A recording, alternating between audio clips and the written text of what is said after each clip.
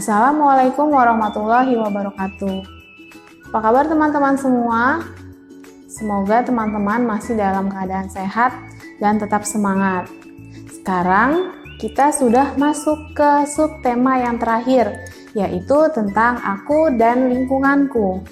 Dan materi yang akan dibahas adalah tentang teks laporan hasil observasi atau yang biasa disingkat dengan teks LHO.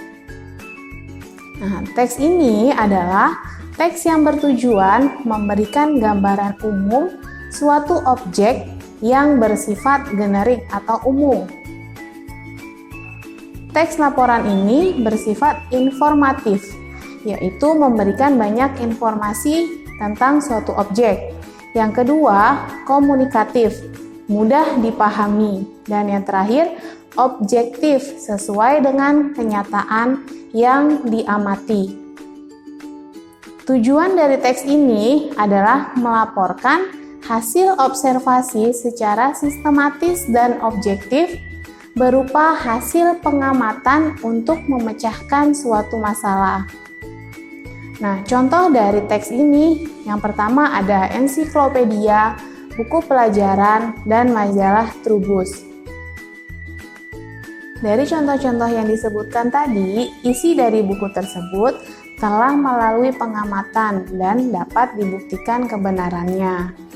Kemudian, struktur dari teks ini yang pertama adalah bagian definisi. Definisi berisi tentang pengertian umum tentang objek yang akan dibahas. Kemudian ada deskripsi bagian.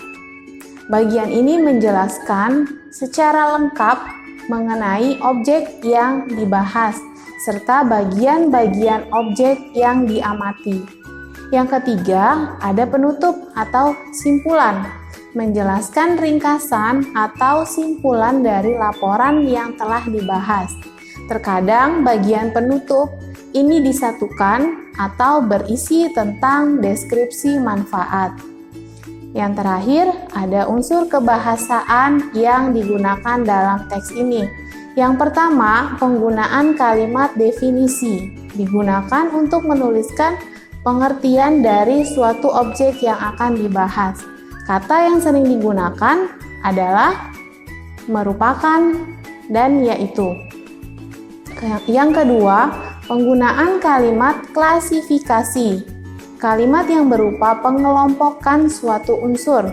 Contoh kata yang sering digunakan diklasifikasikan, dibagi ke dalam, atau dikelompokkan menjadi.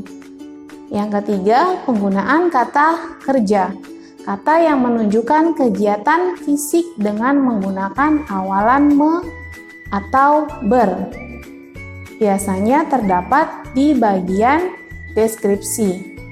Yang keempat, penggunaan kata sifat. Kata yang menunjukkan atau kata yang menerangkan keadaan dari suatu benda.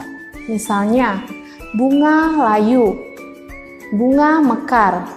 Maka, kata layu dan kata mekar menunjukkan keadaan dari bunga tersebut. Yang kelima, penggunaan kata baku. Dalam penulisan teks ini biasanya menggunakan kata baku atau kalimat yang formal sesuai dengan kaidah bahasa Indonesia yang baik dan benar. Setelah itu yang terakhir ada penggunaan istilah, yaitu kata yang digunakan dalam bidang-bidang ilmu tertentu. Contoh dalam biologi ada istilah fotosintesis dan klorofil. Nah, sampai di sini materinya. Terima kasih. Assalamualaikum warahmatullahi wabarakatuh.